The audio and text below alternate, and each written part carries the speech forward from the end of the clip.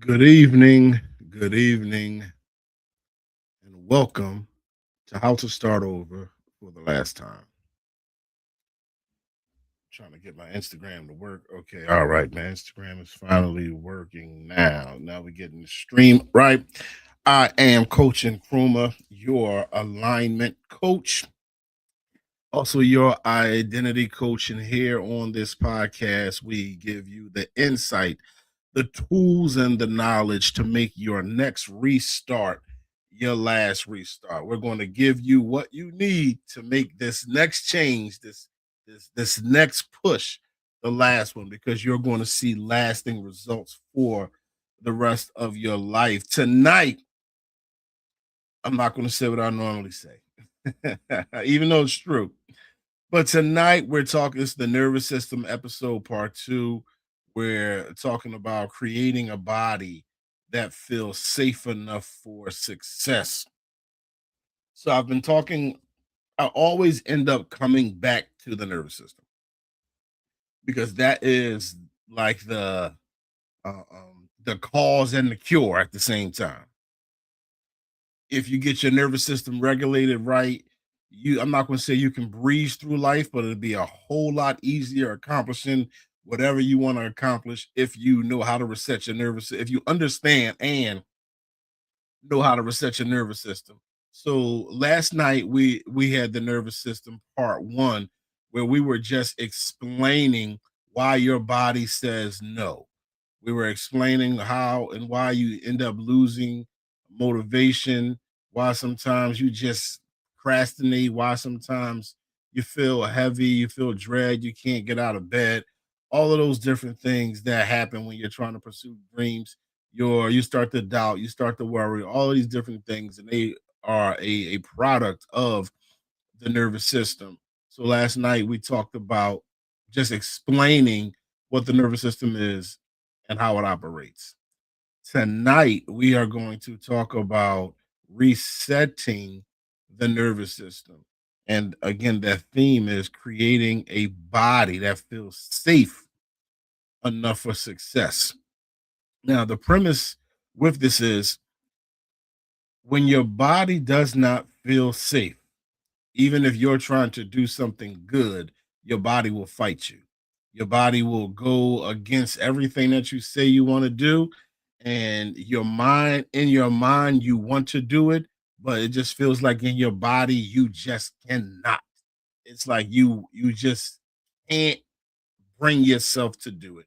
And there are neurological and physiological reasons for why that happens. And again, last night we dealt with those reasons, but tonight we want to talk about creating that body. Now, if the body fights you when you're trying to become successful, if the body fights you when you're trying to make important decisions, if the body fights you when you're trying to go to that next level, then what we have to do is make a body that feels safe. Now, if the body feels safe, then the behaviors to get to where you're trying to get will end up just flowing from and through your identity, through your nervous system, and through your body itself. You'll just flow towards what you're trying to accomplish because now your body feels safe enough to move into something that it has never done before. Because that's the problem when we're trying to do something new, our body is like, we don't know what this is. We don't know how to handle this. And so it doesn't try, it fights you and prevents you from doing the thing that you want to do. So we want to start with how to identify what makes your nervous system feel unsafe. How to identify what makes your nervous system feel safe. Now, I got to start here with there are some things that you may have experienced in life that you need to sit down with a therapist with. What we're going to deal with tonight is not trying to dig up your biggest pains that you have dealt with, your biggest traumas, and then trying to help you heal your nervous system around those things. That is not what we're going to do tonight. If you have things that are that deep in your life, this is going to still be good for you, but this is not dealing with those traumatic traumas. Obviously, I can't even know what your traumas are.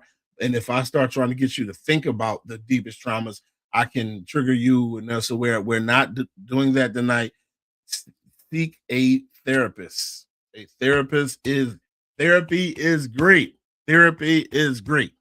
I'm not saying that facetiously or saying that sarcastically, like you need to go see a therapist. No, like this is personal development and therapy. That's me. That's my thing.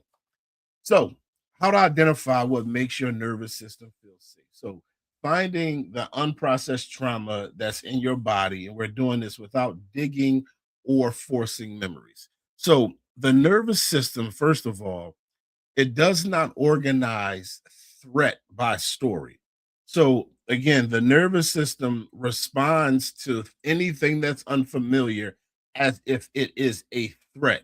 And then it rings the alarm in your body to try to shut you down, to keep you from experiencing what it perceives to be as a threat. So it doesn't organize threats by stories the way we consciously think of things. It organizes threat by felt experience. So it remembers how things made you feel. It remembers exactly how things in life have made you feel. And anything that's similar to the thing that made you feel is going to raise that alarm because it feels like it's going back into that same thing. So the fastest way to identify unresolved material is not asking what happened to you. A lot of times that's where we want to jump at. Or well, what happened? The real thing to ask is what still changes in my body? What is still changing in my body? I don't want to say it doesn't matter what happened to you because that's not true. But the way we want to deal with this is because we want to deal with the reoccurrence. And we're going to get later on, we're going to talk about the themes because that's what we really want to recognize the way the themes and the patterns and the way these things continues to show up in our lives. And so we want to understand or recognize when our body is changing. And we're asking the question, all right, what still changes in my body and when? So here are three steps to help you find what is making your nervous system feel unsafe. Step one, track the body, not the memory. Again, we're not going deep into everything that happened in your past. Unprocessed trauma shows up when your body reacts disproportionately to something that should be neutral. Say that again. Unprocessed trauma shows up when your body reacts disproportionately to something that should be neutral. Now, we are very triggered if somebody says to us, man, it ain't even a big deal. That you shouldn't even be tripping about that like that. Now, I'm not trying to gaslight you, but there are things that should just be normal occurrences that we all respond to in certain ways according to what our nervous system is perceiving. So, something that should just be fun or playful to you might be offensive and triggering, and not because somebody meant to offend you or meant to harm you or meant to disrespect you. It's just the patterns in your life have made your nervous system feel anything like this is a threat. So you want to track the body. So notice when your chest tightens suddenly. All right. So you got that tight feeling in your chest. You recognize that feeling. And typically, what we do is we recognize the feeling and we don't think about it at all. We just keep feeling it, and then we ask the question without really looking for the answer. We ask, why am I feeling like this? But we really don't ask, okay, what just happened that made me feel like this? So we ask the question without really trying to get the answer. And so you go through your day just feeling. You go through your day with that tightness in your chest, but you don't ask what happened right before my chest start getting tight. That's how you start to recognize the things that is making your nervous system unsafe. So recognize when your chest tightens suddenly. Recognize when your stomach drops. When you feel that in your stomach, Recognize when your energy gets low. Like you might be around it might be certain people who trigger your nervous system. As soon as you get around them, your energy just fades. Recognize when your breath becomes shallow. Recognize when your mind goes blank or your mind spins or you just go overwhelmed. And again, ask the question, what happened right before my body changed? What happened right before? That way you can start to notice, all right, these are the things that happen that make my nervous system feel unsafe.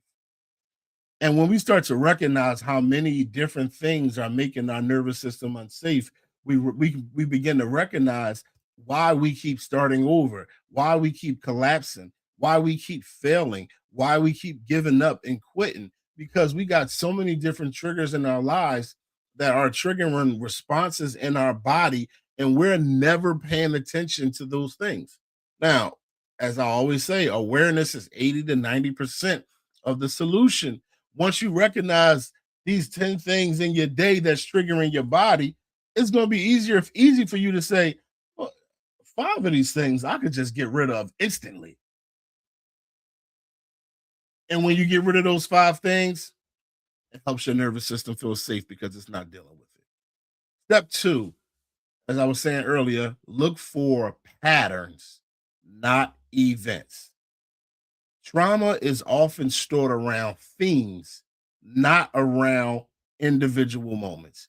Now, even though individual moments are what's triggering you, it's not actually the moment, it's the pattern of situations in each moment that's triggering you. So when most people try to understand trauma, they look for a single event, a moment they can pinpoint and say, that's where it all started. And to a degree, we can do that.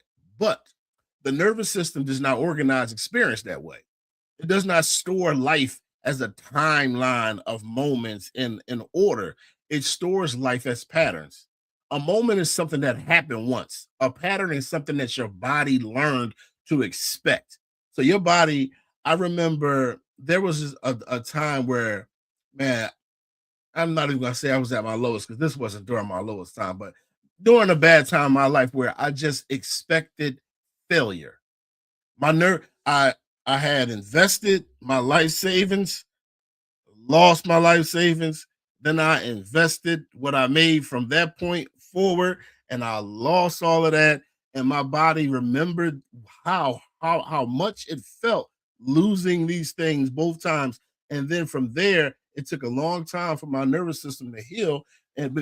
But before it healed, I continuously looked for failure. My body, well, I wasn't consciously looking for failure, but my body was. It was expecting failure to come. That was the pattern that it had learned to accept. Now, a theme is the meaning your nervous system pulled from repeated experiences. So, from the repeated experience, my nervous system, the theme that it would give is, I'm a failure. You can't win. You'll never succeed. These are the ideas that the nervous system creates. And then every time I try to start another business, guess what? My nervous system sends that flag. It starts sending those thoughts and emotions to my body. You're never going to win. You're going to fail. So stop. Go do something safe. So it's like when you're being if you feel where am I at? Being unsafe when you speak, needing to stay alert to avoid conflict, or having to perform all the time just to be accepted.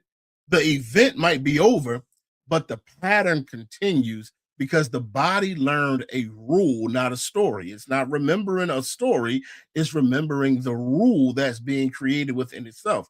That's why people can't always remember the clear trauma, but they can feel the same reaction showing up again and again in different situations. Sometimes somebody, you might have dealt with something very traumatic that your brain actually caused a hid from you that you can't even remember, but your body still will remember. So you can't even consciously remember why you're feeling this way, but your nervous system is like, I remember the pattern. I remember that. I remember the theme. This is how we felt. and this is what we labeled it. And anytime we get anywhere near something like this, I'm going to ring the alarm. So now, how to look for the patterns without digging for events. To find unprocessed trauma, you don't need to search your memory for dramatic moments. You look at what your body keeps repeating. Pay attention to where you consistently feel tension, when you feel fear, when you shut down, when you feel urgency in life. Notice what situations reliably trigger the same internal response, even when the circumstances are different. Notice notice what situations cause change in your body. If you felt like you were at whatever your body feels is peace, and then you're in a situation and now you're feeling off, recognize those situations, write this stuff down. Learn what situations trigger your body. When your body reacts the same way across different contexts, that is the pattern. And the pattern tells you more about unprocessed trauma than some kind of single event ever could, because it shows you what your nervous system is still trying to protect you from. So it's bigger than the original moment, because it's not trying to protect you from that moment. That moment is past. It's trying to protect you from any type of moment like that that could come up in the future. And so you can recognize where the nervous system is what the nervous system is trying to protect you from. That way we can create some things around that in order for us to make the nervous system feel safe in these situations. And we're going to get to that a little bit later on. So let's talk about some of these themes. Being seen. For some people, being seen never felt safe. Attention may have brought criticism, pressure, jealousy, or emotional exposure. So the nervous system learned that visibility equals risk. So then later in life, this shows up as fear around speaking up. You're afraid to post content. I can't post this because people are gonna, you scared to share your ideas. You're scared to step into leadership. Even when the person wants to be seen, the body reacts before the mind can explain why. And so you might want to be seen, but your body starts to make you feel like, nah, we're not doing that. That is a thing. Being still. In stillness, it could have once meant danger, neglect, or vulnerability. The nervous system learned to stay active. Now, movement became your safety, productivity became protection. And as an adult, slowing down can trigger anxiety and restlessness or even guilt. The body begins to feel unsafe without some kind of movement, without some kind of motion, even when rest is needed. I always remember when I was younger, I moved to a suburb in Maryland, and I used to always joke about how it was scary because I didn't hear gunshots and sirens. The stillness was scary for me. Like, like I just felt more safe hearing people outside yelling and arguing and hearing the police and hearing like that's what I grew up in. So stillness, no, stillness was scary for me. You don't hear nothing. I'm just like, what's going on? Ain't no people outside. The stillness became scary for me. Being dependent when relying on others led to disappointment, inconsistency, or emotional harm. The nervous system learned that dependence is dangerous. Independence now becomes your survival. Now, asking for help or receiving support or trusting anybody else will create discomfort in your body. Like I know I felt it. Have you felt that where you want to ask somebody for help, but then you just feel it in the pit of your stomach, like I can't do it. Themes. These are the themes for you to check for to recognize when the situation triggers something in my body. Now we're talking about creating a body that feels safe enough for success. So let's talk about being successful. Success can feel unsafe if it once brought pressure, or you think it's going to bring some kind of pressure, you think it's going to bring some kind of envy or too much responsibility, or you might fear that You're gonna get it and lose it all. If somehow achievement is tied to higher expectations or emotional withdrawal, the nervous system learned that doing well, more money, more problems, increases risk. As a result, progress can stall right before things go right because your nervous system sees the success. You ever hear stories about people that they say were scared of success, or you know somebody that was super, super talented, and it seemed like they had not only did they have the talent, but they had the opportunity and they just didn't do it. Why? Success scared them. And they didn't even know that they had a body that felt like success was unsafe. Now, none of these things mean that something is wrong with you. They show you where your nervous system learned rules that no longer match your current reality. Those are a part of an older identity that was built through all of your traumas, pains, expectations, roles, commitments, all of those different things. And that's what unprocessed trauma is. And I'm not talking about all of the big trauma, just the things that your body could not process. Step 3, notice what feels urgent or heavy. So, step 1 was to track the body, not the memory. Step 2 was to look for the patterns and not the events, look for the themes. And then step 3 is notice what just feels so urgent or what feels really heavy. So now, when something feels urgent or heavy, it's not because it truly needs immediate action. It's because your nervous system is signaling threat. Urgency is the body saying, move now, or something bad is about to happen. I talked about that last night with myself. Heaviness is the body saying, slow down or shut down because this feels overwhelming. So it's two sides to a coin. Both of these are survival responses.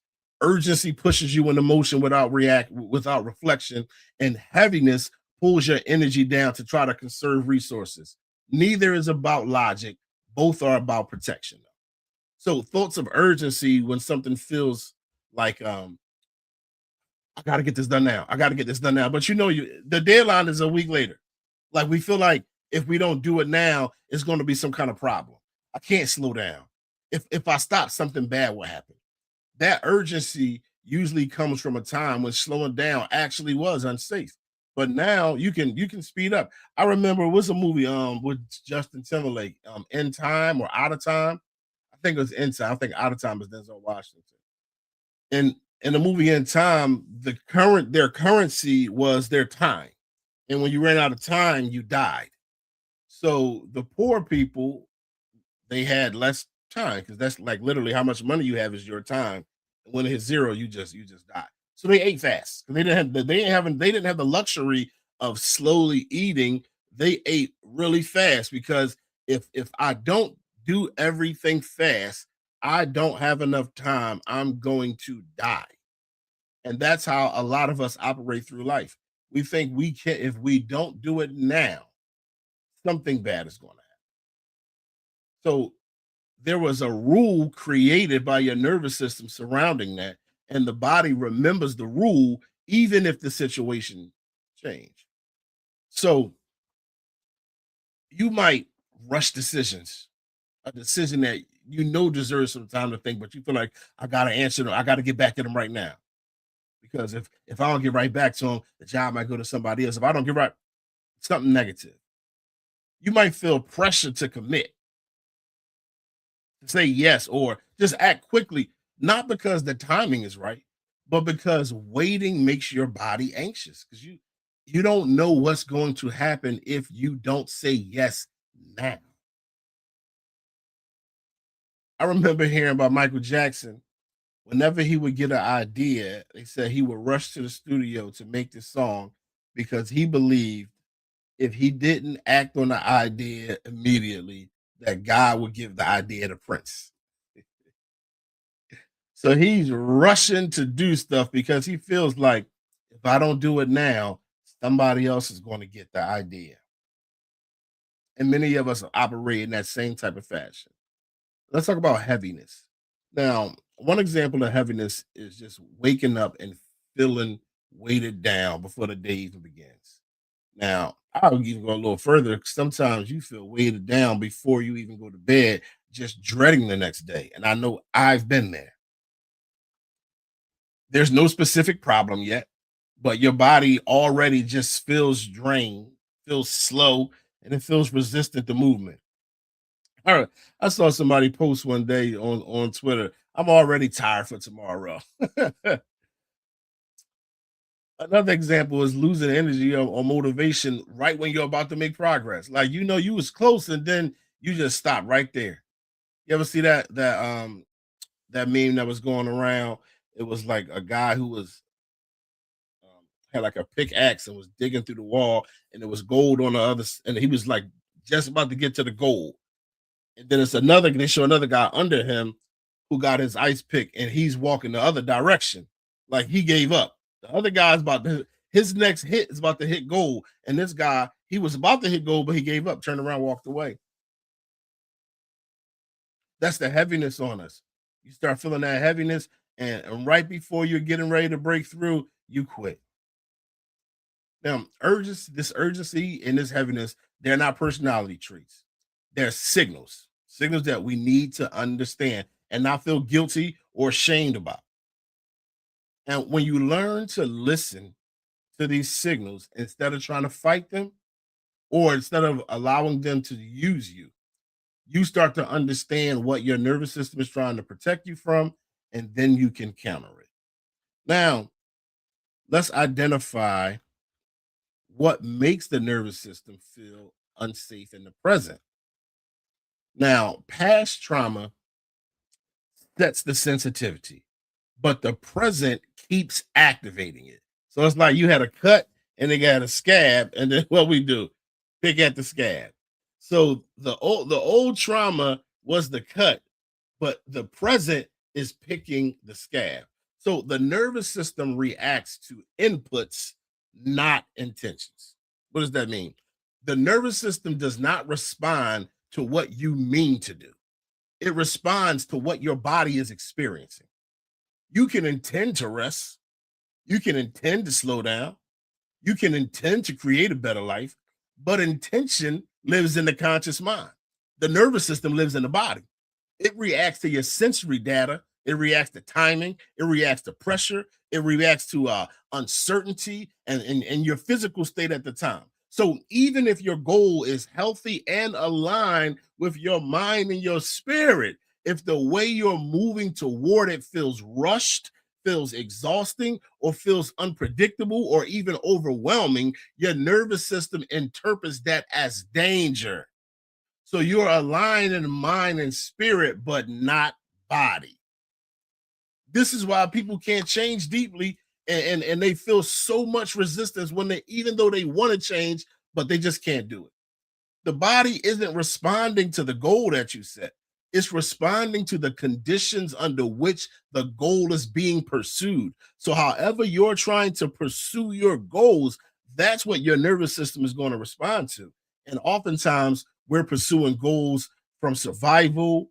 We're pursuing goals in the middle of stress. We're pursuing goals because of jealousy and envy. We're pursuing goals because of FOMO. We're pursuing goals because of what we see on social media, and none of it is conducive to your nervous system. And so, the way in which you are pursuing your goals causes your nervous system to again send up that red flag. The inputs, the nervous system reacts to inputs. The inputs are the conditions that you put your body in. It's not the thing that you're trying to accomplish, it's the position that you are putting your body in. So that's like say overcommitment, right? You just overcommitting to everything. Can't say no to nothing. The input is the constant demand with insufficient recovery. The nervous system receives nonstop signals of obligation without enough safety or completion. So the overcommitment is not the input, it's the load, it's the condition. It's not that you committed to X, Y, and Z. It's the fact that you committed to X, Y, and Z, and you knew X, Y, and Z was not ever going to give you enough time to rest. So your nervous system is always in a state of panic because it's not resting. They told us don't sleep. But Eric Thomas said you want to succeed, you gotta want to succeed like you want to breathe or something. You know, they always telling us don't get no sleep. All right, you keep doing that, sleeping 3, 4 hours a night, dealing with that sleep deprivation. That's going to be some input too. So that input is lack of physiological recovery. When a body does not get enough rest, stress hormones stay elevated. A- all of this is biology here, biology, physiology, and neurobiology. But since we don't know a lot of this stuff, we're not recognizing that things that we're doing are causing hormonal imbalances in our body. Yes, even men too. Men, we have hormones too. So the nervous system reads your sleep deprivation as a prolonged threat, even if otherwise your life is stable. But I'm gonna stay up all night and I'm gonna do this. Your body is our bodies are always trying to keep us alive. And the way in which we behave often makes our body think that we're dying.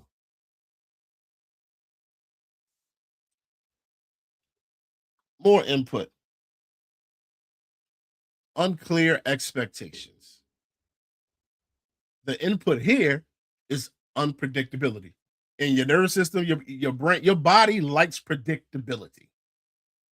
That's how you have muscle memory. Back in the day, when we actually had to type phones in, type numbers in to call somebody. Now I'm dating myself here, but if anybody remember this, right? You ask your mom somebody's number, she'd be like, hand me the phone." She don't remember the number consciously, but with muscle memory, she can grab the phone and just dial it. Here you go. Anybody remember that? I know it ain't just me. Do anybody else remember that? So the nervous system needs to know what's expected and what's coming next. Because when it doesn't, that's when it sends up the red flag. So when expectations are vague or shifting, the body stays in high alert. So now we talked about identifying what makes the nervous system feel unsafe in the present. We talked about the patterns. We talked about um, what make the identity, the themes and the patterns that make the nervous system feel unsafe. Now let's get to the work. Let's start getting into resetting the nervous system. So, what resetting the nervous system actually means? This is real science. Just remember that. This is science here. So there is no permanent on or off switch for the nervous system. That's not what the nervous system does. The nervous system, we're supposed to go up and down. That's what we do. A reset means returning the body to regulation, not eliminating the stress. So resetting the nervous system doesn't mean that you're just eliminating all stress or you're creating a life where nothing ever activates you. Stress is a part of being alive. You're gonna have some stresses somewhere, somehow. A reset means returning the body to regulation after activation instead of staying stuck in it. See, that's our problems. When the nervous system is regulated, when you got a regulated nervous system, stress rises and it falls. And that's the way it's supposed to be. You get activated, you get fearful, you worry, doubt, whatever feeling, and then you respond to it, however you respond to it, and then it goes away. 'Cause what we're really talking about is fight, flight, or freeze. Like you're not supposed to live your whole life in fight, flight, or freeze. It's supposed to be something that's happening in a few moments, and then 10, 15 minutes later, you're supposed to be back to normal. But what happens is we like literally live in fight, flight, or freeze, and your bodies are not designed to do that. So I always use the analogy of a deer. The deer can go down to the water, get chased by a lion, get away from the lion, and then 20 minutes later, go right back to the water. The deer has its instincts, has its fight or flight, but it regulates itself because it doesn't have the same type of imagination that humans have. It regulates itself and it go back to the water like nothing ever happened. If I go to the water and get chased by a lion, I might not buy a deer park. See, if we get chased by the lion, we stay away from the water forever. We're afraid to ever go back to the water. We never regulate ourselves and say, "All right, I can go back to the water today." No, our nervous system says, "Don't go back ever, even if we do need the water." So the problem for most people isn't that you experience stress, it's that your nervous system never fully comes back down. So you're supposed to spike and then you come down. You go into your sympathetic nervous system, and then your parasympathetic nervous system brings you down. So when we talk about resetting the nervous system, we're really talking about restoring the body's ability to move out of protection and back into safety, and over again until regulation becomes the default instead of the exception. So when we're talking about resetting that nervous system, we want to get it to work the way it's supposed to work. We don't want to keep being triggered all day, all that. We're not supposed to be in that type of feeling all day long. But that's what we do. We use our imagination to worry. We use our imagination to stress. We use our imagination to think of the worst case scenario. And we stay in a constant a state of fight or flight. And our bodies are not meant to deal with that. You're supposed to spike and then you come back down. So, scientifically, regulating your nervous system happens when the brain receives signals of safety, when the vagus nerve increases tone, when stress hormones decrease, and when the parasympathetic activity increases.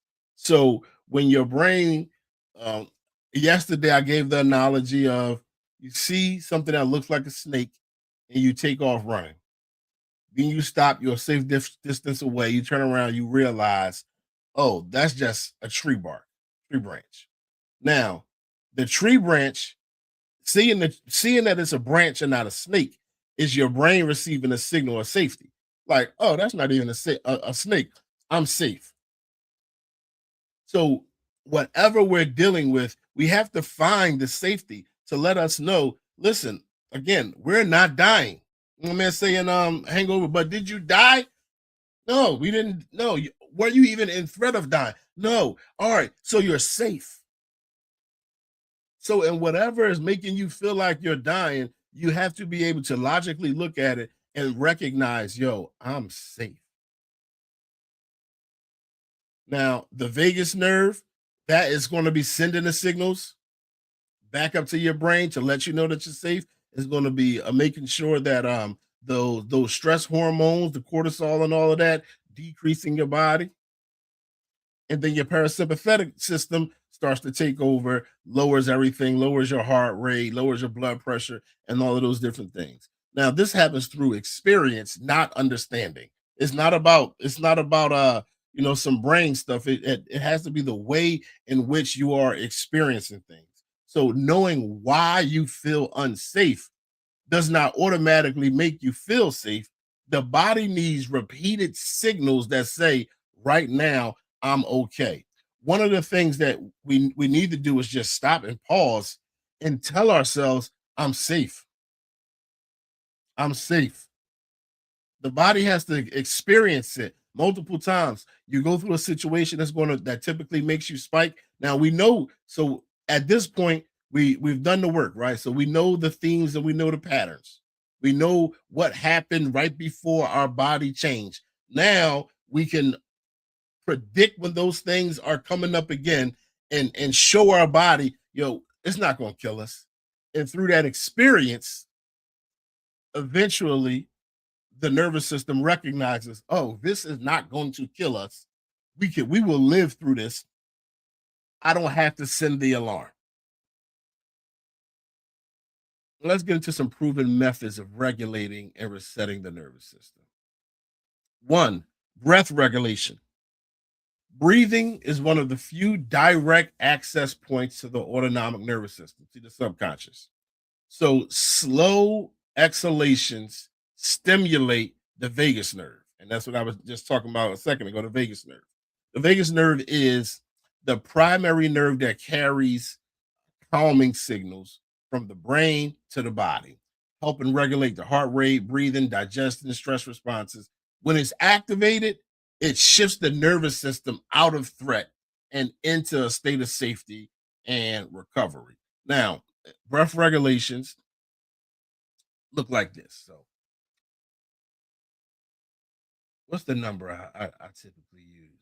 Breathing in, well, the whole thing is breathing in and exhaling longer than you breathe in. So I always did 6 seconds in and then 10 seconds out. So slowly breathing in for 6 seconds.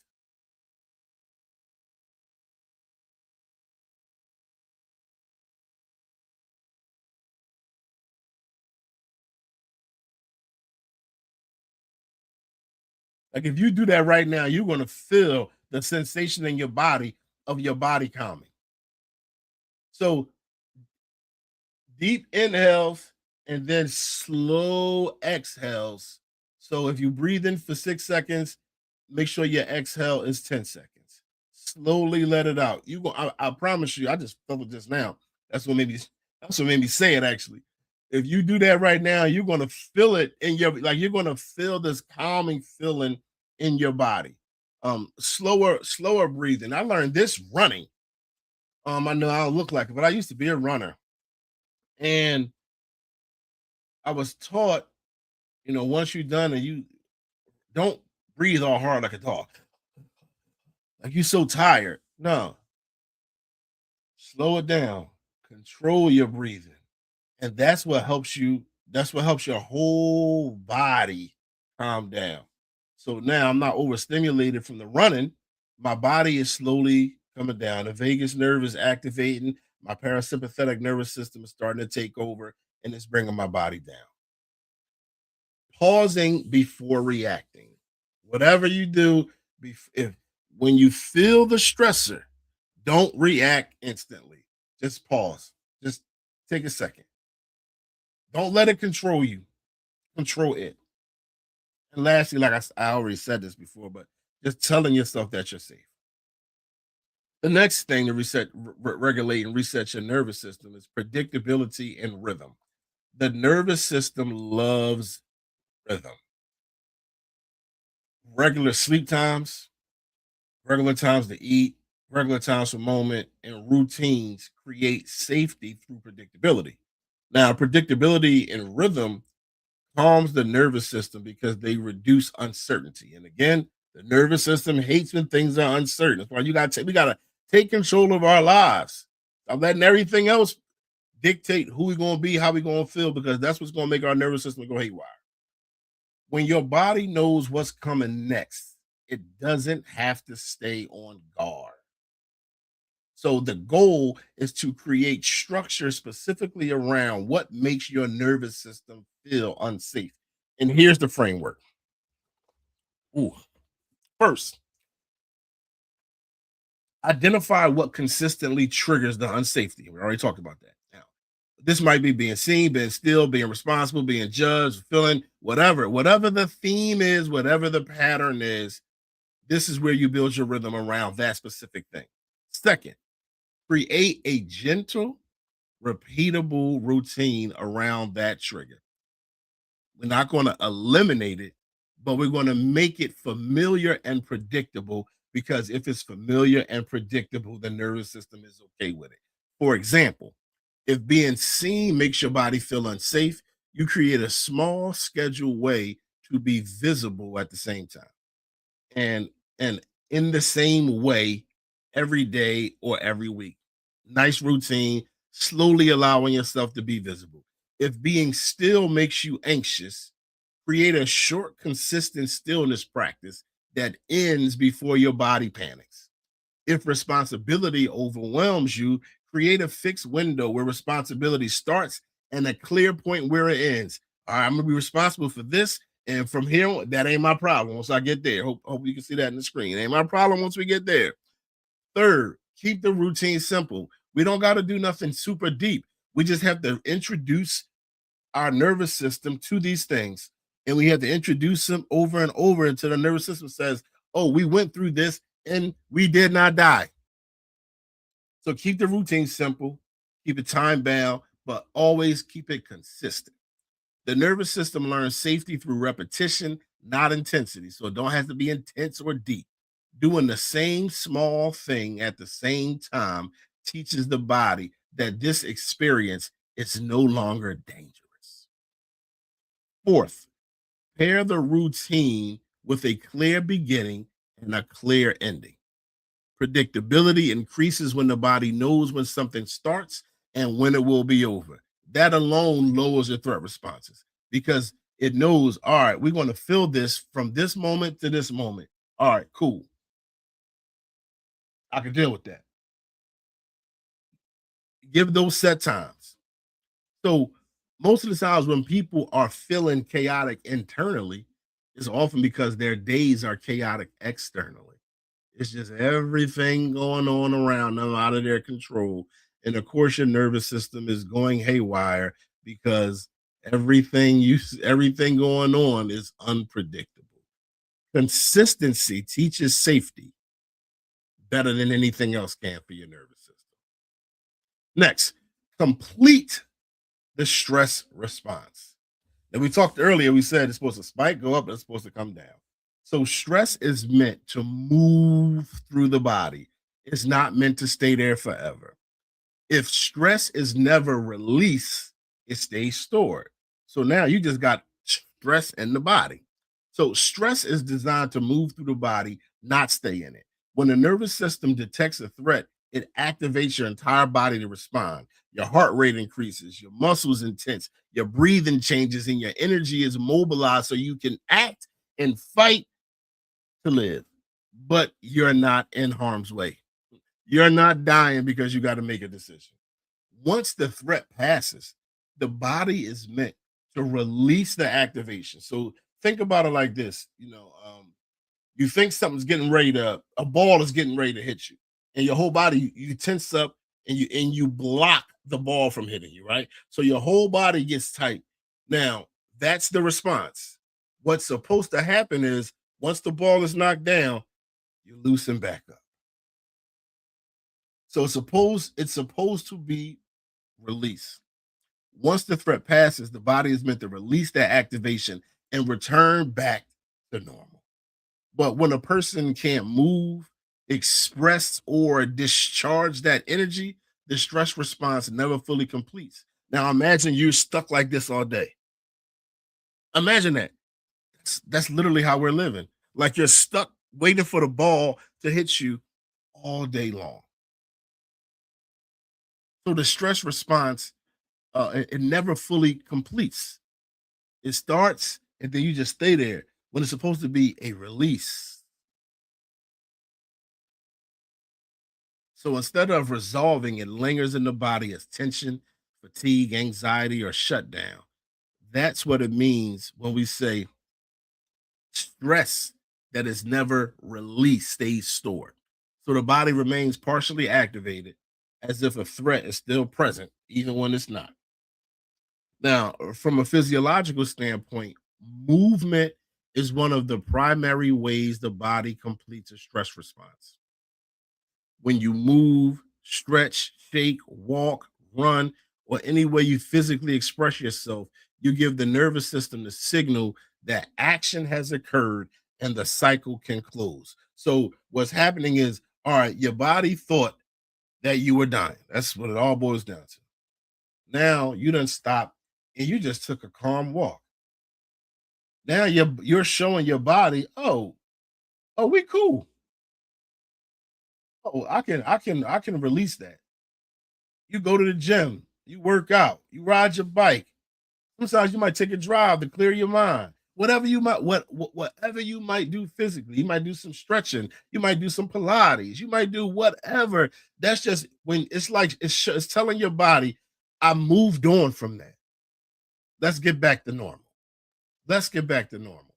And that releases the stress, that releases the tension, and your parasympathetic nervous system can take over, and it can and the red flag that's coming from your nervous system can be removed. So muscular movement helps metabolize stress hormones like adrenaline or cortisol. It brings your blood flow back to the organs because when you're on fight or flight, your blood is just moving to where it needs to be to fight, and it restores normal breathing and heart rhythms. This is why physical expression often brings relief when thinking does not. You sit in the house and think about it all day long. You're gonna be worse off than you were. The body doesn't need an explanation. It needs a signal that the response is prepared for, that it had prepared for, has been carried out. Movement tells the nervous system we handled it, which allows your body to stand down. Number four, safe connection. The nervous system also regulates through co regulation. Calm, grounded people help other people's nervous systems get calm. Personally, I fly a lot. I don't like it. I don't like flying. But when I'm in the plane and it shake a little and I get a little scared, right? You know what I do? I look for the flight attendants because my nervous system telling me the plane is about to fall out the sky. But if I look and I just see the flight attendants just talking to each other like nothing's going on, I'm like, oh, it must not be that bad. It must not. Now, if I see them and they sitting down, put their seatbelt on, got their head between their legs, that let me know, all right, we all in trouble. But when my nervous system is thinking the worst and I see somebody else calm in the same situation, it calms me. So safe connection with another calm person will also regulate your nervous system. Now, this ain't you being dependent on anybody, but it's just biology. Isolation, being by yourself, it keeps the nervous system vigilant. Now, you ever know somebody be in the house all the time? Man, they be coming up with some crazy stuff. They think everybody is against them, and they think nobody like them. They think people talking about. They be thinking all kind of stuff. They just in that house super vigilant by themselves. We need to be around people. So now, how to make the nervous system feel safe? What safety actually means to the body? Let's start here. Safety is not comfort. Safety is enough information, enough resources, and enough recovery. The nervous system feels safe when the body is rested. So, we talking about making the nervous system feel safe. You have to prioritize your health. The nervous system feels safe when the environment is predictable. So you have to control your days. That's something I talk about all the time. You have to wake up and decide what your day is going to be. Today, this is the emotion I'm going to carry. Today, this is the energy I'm going to project. Today, this is what I am going to accomplish.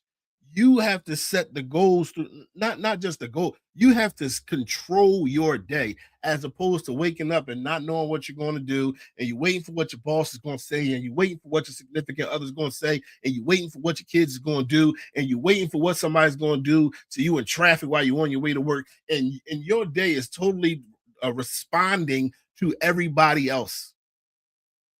Of course, your nervous system is going to be going haywire, but it will feel safe if the environment and everything around you is predictable because you decided what your day was going to be. The nervous system feels safe when boundaries are respected. So you can't let others dictate what you accept. If everybody else can just do what they want to you, your nervous system is going to go haywire because it can't predict it. But if you got strict boundaries that your body knows, oh, nah, we don't only play like that, your nervous system feels safe. Your nervous system feels safe when Signals are consistent, meaning you have to make sure what you say, what you do, and what actually happens lines up. So you can't be saying one thing and then doing another. And then something else just happens because you start somebody else came around and you just followed them. No, what you say, what you do, and what actually happens needs to line up again because now it knows we predicted from what we said was going to control what we do, and then what we do is going to control what happens. So that is predictability for the nervous system. And the nervous system feels safe when there's time to recover. So you have to leave space between effort and demands. Don't have the demands and the effort just meet like this. Like you got all of these demands and you just working so hard. No, it has to be some space in between. I'm going to work, but I'm not going to have so much demand that I don't pause. I have to have time to recover.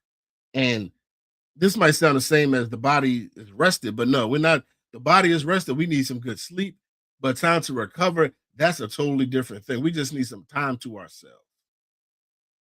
So, nervous system safety does not require perfection, it requires reliability. So, just doing these things, just a little, adding these to your days is what starts to make your nervous system feel safe. Let's talk about some practical, real tools that you can use. So here are tools that actually work. Scientific, I mean, that even through science, this has been proven. These things work. They speak the body's language. We always want to speak the mind's language, but they speak the body's language. Slowing transitions between tasks instead of rushing and overwhelming yourself. So we're not just jumping from task to task to task to task. I remember I forget where I learned it at, but like I used to just read like crazy. And then someone was like, you should read 20 minutes at a time and take a break. Cause if you done read for 2 hours, you really don't remember what you read. I'm like, you know what, you're right. But when you read 20 minutes at a time and you take a break, you can ponder on it, you can think about it, you can pull some analogies and some examples, and then it starts to stick. But just going from one thing to the next, to the next, to the next, to the next, to the next, your nervous system never has a chance to reset. Eating regularly to reduce stress hormone spikes. Designing mornings that don't start in urgency. Yeah, we ain't waking up just going to that phone and then our whole day messed up from the first email we read, the first text message. Reducing stimulation before sleep. Stop watching the crazy stuff. Saying no earlier instead of pushing through. And earlier, I mean, when they first come to you with it, say no. Don't have to wait. Nah, nah, no, I can't do it. Choosing fewer goals and executing them calmly. So instead of trying to accomplish 20 things, get five little strong things that you can do because every win that you get programs your mind and your body. Creating physical environments that feel settled. So you might, if your house is crazy, you might got to go to the library sometimes. Just create some physical environments that feel settled. And repeating grounding behaviors daily, not only when you're stressed. So your meditations, your breathing, your walking, maybe sitting at a park or sitting by the water. Do those things daily. And this is not about self-care. These things speak the language of your nervous system.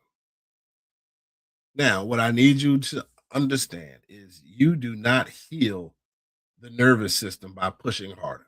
You push back, you try to fight the nervous system, you're going to lose that battle every single time. You heal it by showing it repeatedly that it's safe. It's safe to move forward. It's safe to grow. It's safe to succeed. It's safe to make this move. It's safe to make this decision. When the nervous system feels safe, your behaviors change naturally. because your nervous system is now telling your body, yeah, this is a go. This is a go. In fact, I'm gonna release some hormones to give you some energy in order for you to make this happen. In fact, your subconscious mind, your autonomic nervous system is now going to start pulling from all the information that you have. And now it's going to start giving you urges to do the things that you need to do for success. You're going to create the body that feels safe enough for success. No more resistance in your body, not because you forced it, but because now your body is not fighting you. The nervous system, part two, creating a body that feels safe for success. I want to thank y'all all for tuning in tonight. I hope this has been a blessing to you as it's been much of a blessing to me. Um, you go to killingyesterday.com and pick up a copy of my new book, Killing Yesterday. Also, I'm going to create a PDF file, a quick map of the nervous system for a nervous system check. And if you want that, we can go to coachandkruma.com and it will be on my website. Until then, I'll talk to you all next Monday.